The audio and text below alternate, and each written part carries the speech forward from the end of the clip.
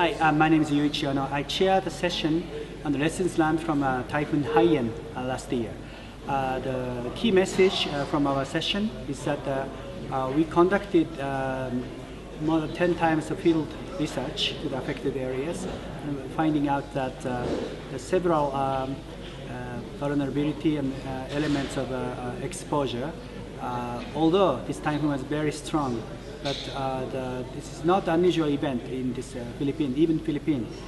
Almost every year the strong typhoons hit Philippines, but this one was exceptionally large, and also the location they hit was a very bad timing and location in terms of the wind direction and so on. So it causes between 8 meters to some point 12 meters of storm surges that killed many people.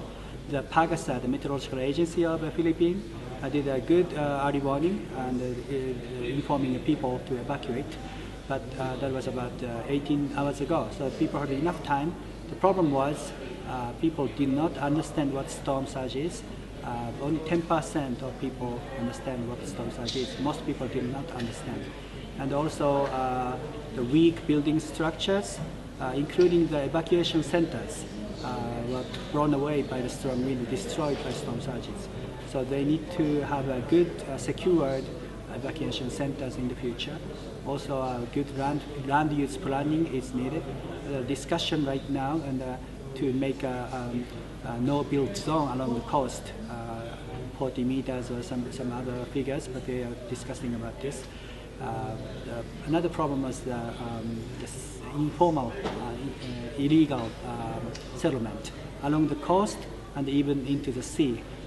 Those desperate people were severely affected by the storm surges because they are very close to the sea.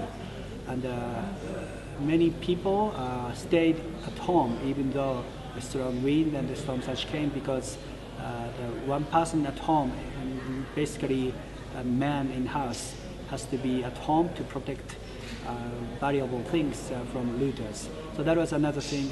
People stayed in house and some of them were killed. The medical element was reviewed. Okay, so those area international assistance and local needs, they are matched very well by the local WHO and those medical persons. So in terms of medical problem, it was not immediate medical needs, but for the long-term medical need, because lacking food, water, and sanitation, and those were more affecting people who already have a disease or chronic disease. So that was one of the challenge. We hope that we continue to support the Philippine and Philippine governments from our research outcomes for the Philippines to be a disaster resilient, more typhoon resilient countries as much as we can. Thank you very much.